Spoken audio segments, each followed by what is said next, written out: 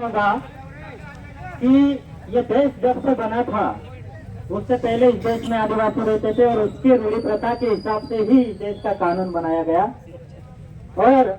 उसी समय से जो ग्राम सभा के तहत जो संचालित किया जाता था उसी तरह उसी हिसाब से आदिवासियों में निर्णय लिया जाता था। और आज भी भारत के जितने भी अमेंडमेंट हुए हैं कानून में वो सभी में ग्राम सभा को पावर दिया गया था और अभी भी पावर है। उस ग्राम सभा के द्वारा अलग अलग प्रकार में ग्राम सभा आती, फलिया ग्राम सभा आती, विशेष ग्राम सभा आती और सार्वजनिक ग्राम सभा भी होती। वो आज की तारीख में हम पूरे गांव में, पूरे बड़वानी जिले और जितने भी आदिवासी की तरफ से एकत्रित होकर आज विशेष ग्राम सभा का आयोजन किया है। उस ग्राम सभा का में यहाँ पे अध्यक्ष के रूप में तुकाराम दादा और प्रस्तावक गुल्याले दादा और समर्थक हरसिंह दादा रहे और बाकी पंचगण के समक्ष ये प्रस्ताव पारित किया गया कि शेड्यूल डिस्ट्रिक्ट एक्ट 1874, भारत शासन अधिनियम 1935, अनुच्छेद 13(3) का, अनुच्छेद 19(5)(6), अनुच्छेद 372, अनुच्छेद 244(1), 5वीं अनुसूची 6, पैसा एक्ट 1996 संशोधित, पैसा एक्ट 2022, शासन प्रशासन कल्याण और हितार्थ के बारे में आज दिनांक 6 जुलाई 2024 को गांव पलसूद में सर्व आदिवासी समाज द्वारा भारतीय संविधान के अनुच्छेद 13(3) का, पैसा एक्ट 1996 एवं 2022 के तहत रूढ़िगत पारंपरिक ग्राम सभा का विशेष आयोजन कर प्रस्ताव रखा गया है, जिसमें प्रस्तावक गुलेला भाई ने किया एवं तुकाराम दादा ने विशेष ग्राम सभा का अध्यक्ष तुकाराम दादा को चुना गया, जिनके समर्थक हरसिंह दादा रहे। आज सर्व आदिवासी समाज द्वारा गांव पलसूद में पुलिस थाना परिसर में निम्न प्रस्ताव पारित किए गए हैं। पहला है दिनांक 30/6/2024 को दो आदिवासी युवक करण और मुकेश के खिलाफ में झूठी एफआईआर दर्ज की गई, उसको निरस्त करने का आदेश करती है ग्राम सभा पुलिस प्रशासन को। दूसरा है दिनांक 4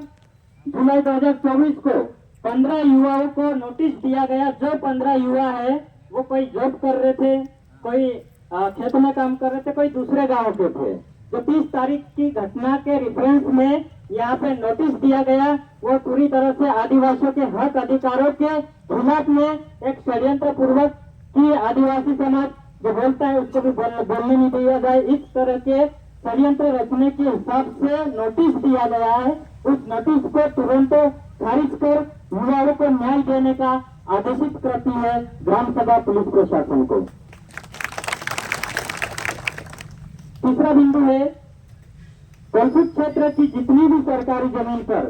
कब्जा किया जा रहा है या कब्जा हो चुका है उन पर तुरंत कार्रवाई कर जो जमीन कब्जे वाली जमीन है वो वापिस अधिकार में लिया जाने का आदेशित करती है ग्राम सभा। चौथा बिंदु है क्षेत्र में अवैध शराब का धंधा बहुत ही ज्यादा हो रहा है, उन पर कार्रवाई करने का आदेश करती है ग्राम सभा। क्षेत्र में व्यापारियों द्वारा सोना चांदी एवं अन्य सामग्रियों में भारी मिलावट कर आदिवासियों को लूटने का कार्य किया जा रहा है, उन पर विशेष कार्रवाई करने का आदेश करती है ग्राम सभा पुलिस प्रशासन को। क्षेत्र में अवैध खनन एवं अन्य प्रकार के कई धंधे किए जा रहे हैं, उन पर कार्रवाई करने का आदेशित करती है ग्राम सभा। उक्त प्रस्ताव में पारित किए गए निर्णय सर्वमान्य होगा और प्रस्ताव में जो निर्णय लिए गए हैं उस पर कार्रवाई करें। अगर ग्राम सभा की अवहेलना हुई या नहीं माना गया तो ग्राम सभा प्रशासन के विरुद्ध में देशद्रोह चलाने का आदेश पारित करेगी।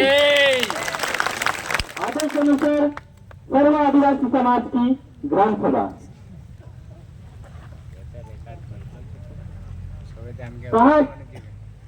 ये हमारी ग्राम सभा द्वारा पारित किया गया प्रस्ताव है, जिसको माननीय सुप्रीम कोर्ट के कई निर्णय ने सर्वमान्य माना है। इस देश का कानून ने सर्वमान्य माना है, मध्य प्रदेश का कानून ने सर्वमान्य माना है और यहाँ पे आपके समक्ष प्रस्ताव पारित किया गया। और अगर ग्राम सभा लागू है, पैसा एक्ट लागू है, तो पिछले 3-4 दिनों से जो भी युवा है उनको पुलिस प्रशासन गांव में घुस घुस कर बोल रही है कि भाई यहाँ पे ऐसा मत करना, यहाँ पलसुत में जाना, पलसुत में मत जाना, नहीं तो तुमको अंदर कर देंगे। 144 लगी है, सम्मान करते हम कानून का, लेकिन सीधी तौर पर गांव में जाकर इस प्रकार की धमकी देना ये कानूनन अपराध है और गलत भी है। इस बात को ध्यान में रखना चाहिए, चाहे पुलिस प्रशासन हो चाहे अन्य प्रशासन हो, जो भी है। अगर प्रशासनिक अधिकारी ही कानून का उल्लंघन करेंगे तो जनता को ये नहीं पता चलेगा कि कानून होता क्या है। आप लोगों को साथ देना पड़ेगा, हमारे समाज का, हमारे कानून को बताना पड़ेगा, इम्प्लीमेंटेशन करना पड़ेगा जो वास्तव में लागू है। तभी ये जो समाज है वो वास्तविक उनको न्याय मिलेगा, अन्यथा वो सदियों से जो अत्याचार झेलते आ रहे हैं वो अत्याचार उनको सहन करते हुए मरना पड़ेगा। अगर ये चीजें होती रहेगी भविष्य में बड़ी क्रांति का रूप ले सकती है। तो इस प्रकार की जो कृत्य बोल सकते इसको, प्रशासन द्वारा हमारे लड़कों को धमकियां दिया गया और फोन लगाकर स्पेशल बोला गया कि भाई हम ये कानून हमारा है, भाई हमारे हिसाब से लगाएंगे, हम किस पे कानून लगाना किस पे नहीं लगाना। ये कौन सी बात होती है? कानून तो सबके लिए है ना। हमारे पास रिकॉर्डिंग है, प्रूफ है, हम आपके समक्ष भी पेश कर सकते हैं और जब जरूरत पड़ी हमें कोर्ट में पेश करेंगे तो हम कोर्ट के समक्ष भी पेश करने के लिए तैयार है कि हमको किस चीज के द्वारा धमकी दी गई थी। हम सभ्य लोग हैं, ज्यादा उग्र नहीं होते हैं, कानून पढ़ चुके हैं, संविधान पढ़ चुके हैं, इसलिए संवैधानिक दायरे में बात भी करते हैं और काम भी करते हैं और संवैधानिक चीजों को मानते भी है। मैं इसके पश्चात में जो हमारी मांगे हैं वो हमारी मांगे मुख्य रूप से 2 मांगे हैं कि जो 30 तारीख को हमारे युवकों को मारा गया उसके खिलाफ में हम सम्मान करते, पुलिस प्रशासन ने सही कार्रवाई करी, लेकिन विरोध में जो झूठी FIR हुई है उसके विरोध में हम यहाँ पे उपस्थित हुए हैं और न्याय मांगने के लिए आपके सामने आए हैं। और हमारी ये मांग है कि वो आज ही के आज ही वो FIR खारिज किया जाए। और दूसरा, जो 15 लोगों को आप लोगों ने नोटिस दिया है वो नोटिस को किसी भी प्रक्रिया में हो, जो किया नहीं है उसको मानने वाले भी नहीं है और आपको ये निरस्त करने की ये मांग है हमारी। बाकी ग्राम सभा ने आदेश किया है, जो 7 बिंदु है उस पे आपको काम करना है और हमें तत्काल जवाब की भी आवश्यकता है। और उससे पहले मैं जो हमारा ज्ञापन है वो मैं उसका वाचन करूंगा। प्रति मां महिम राष्ट्रपति महोदय भारत, जनजातीय आयोग भारत, अनुच्छेद 338 पैरा 9, श्रीमान पुलिस अधीक्षक महोदय जिला बड़वानी मध्य प्रदेश,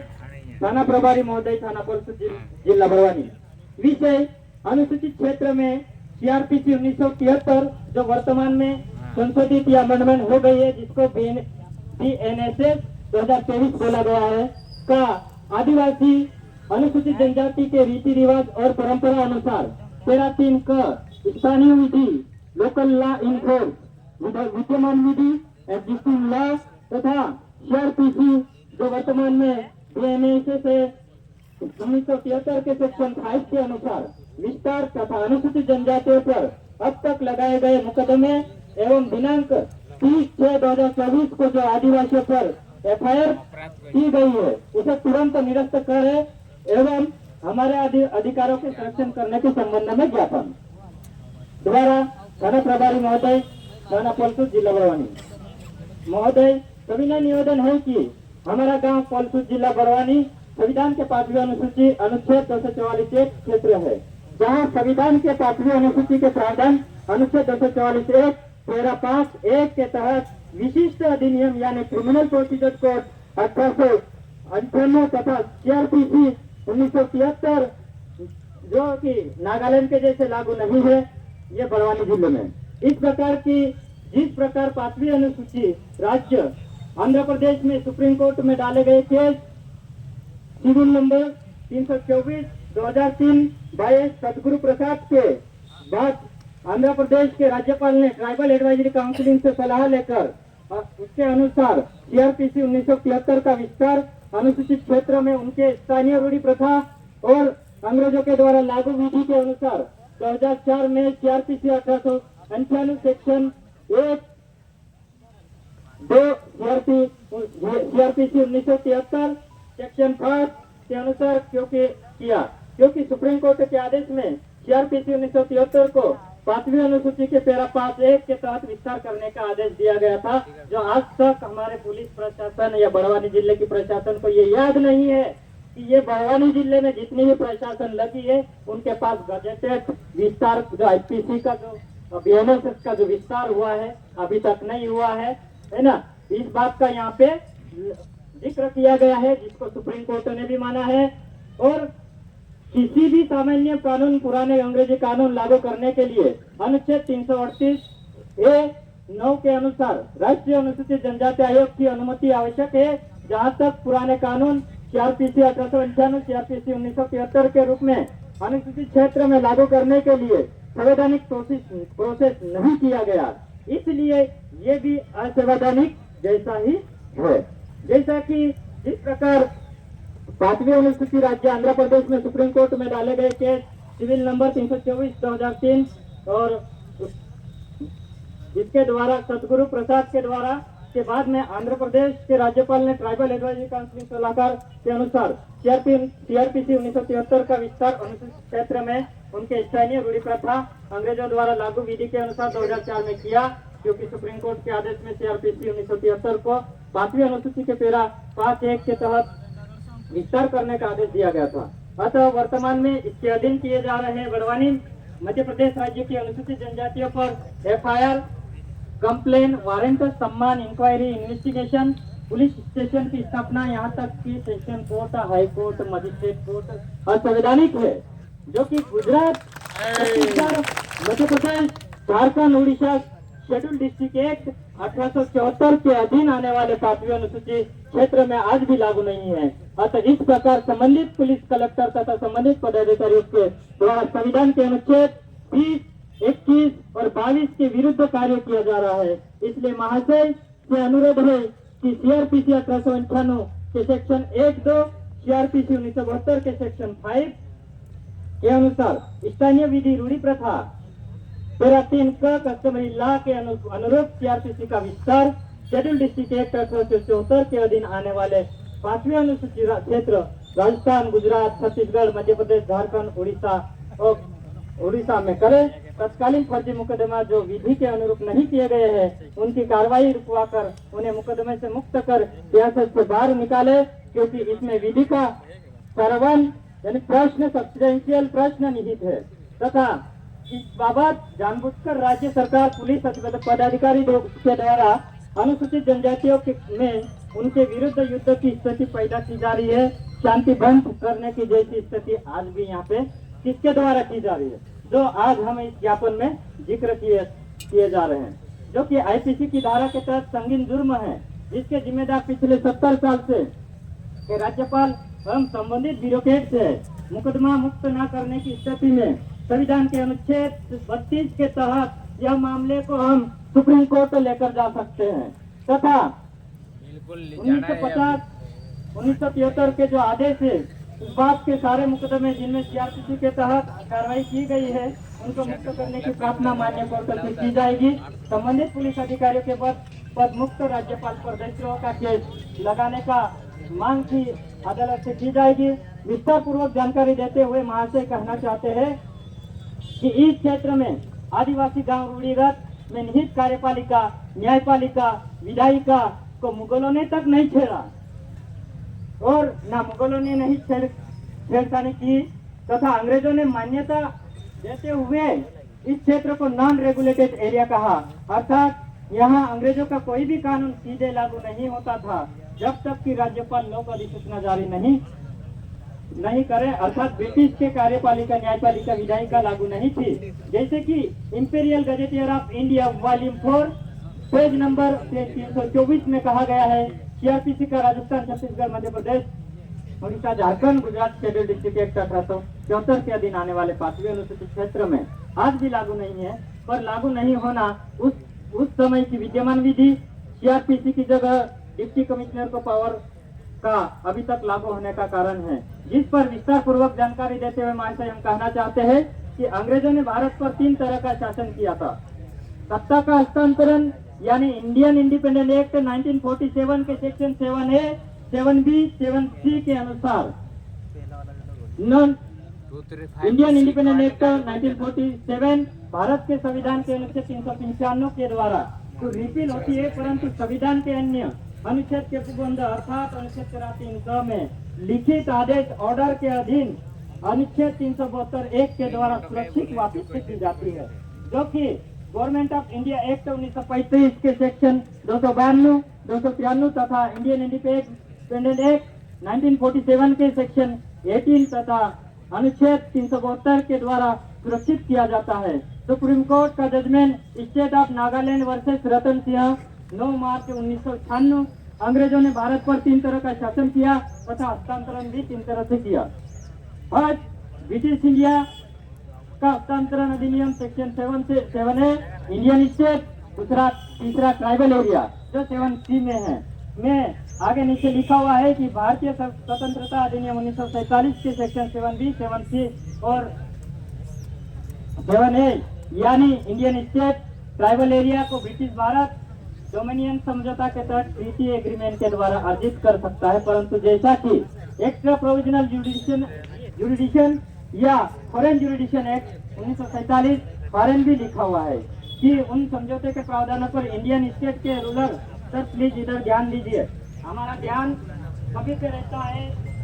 क्योंकि हम यहाँ पे कानून की बात कर रहे हैं, कानून के समक्ष में, तो आपका ध्यान यहाँ रहना चाहिए, नहीं तो हम एक आधा सवाल कर लेंगे, फिर आपको जवाब देते नहीं बनेगा तो हमको नहीं बोलेगा।